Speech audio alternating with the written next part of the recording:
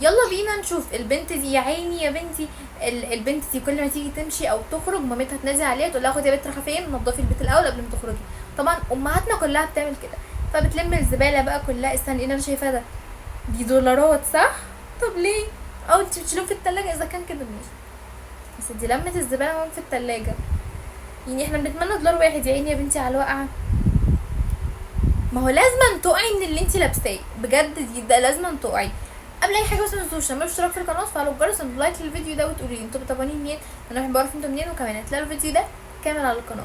يلا بينا نكمل الفيديو مع البنت نشوف هتعمل ايه واخرتها ايه. طب انت ليه بتطلعي من فوق تنيلي الكنبه؟ انت ليه يا بنتي؟ بحسك مؤذيه بجد. انت مش بتنضفي، انت بتعكي اكتر. انا لو عملت كده والانتريه بتاعنا جالي ميه حرفيا، انا ماما يعني هتعملني كده وهتعلقني بقى.